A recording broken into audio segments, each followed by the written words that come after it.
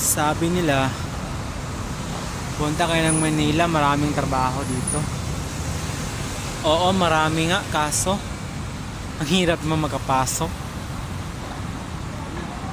Lalo na pag wala kang COE. Yung COE is yung Certificate of Employment. Kailangan pala yun.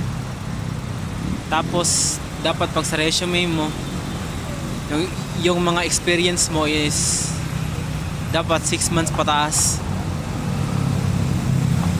Tas wag mo na ilagay lahat yung mo pinagtrabahuan mo, kasi maano ka nila na madali ka lang umalis sa trabaho.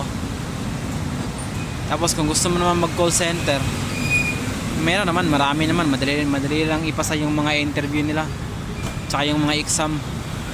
Kaso dun ka babagsak sa final interview, kasi dapat sa final interview ano pa rin critical thinking pa rin, tsaka fluent ka dapat sa English. Dapat di ka talaga gumamit ang dapat wag ka rin gumamit ang po. Dapat ang isasagot pala is yes ma'am.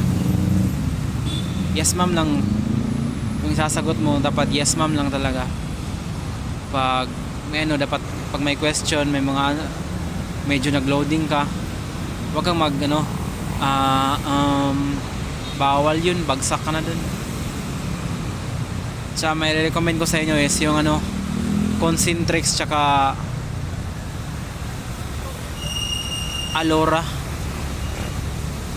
Yan pa yung natry ko dito kaso hanggang final interview lang tayo. Sa Alora nga di nga ako nakapasa. Babalik na 30 days, ang tagal yun. Tsaka marami pang iba, may Orbit pa, may Orbit Company. Yan, marami naman. Maraming hiring, pero ang hirap talaga makapasok.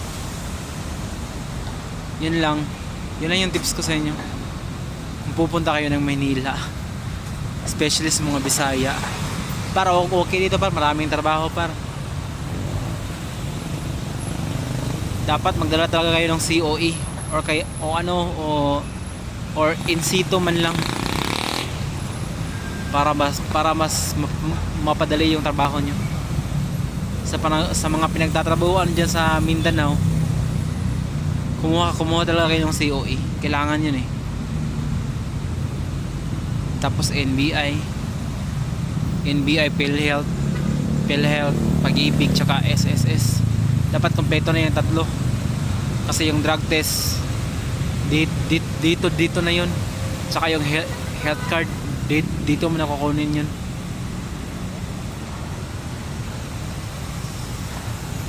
Yun lang.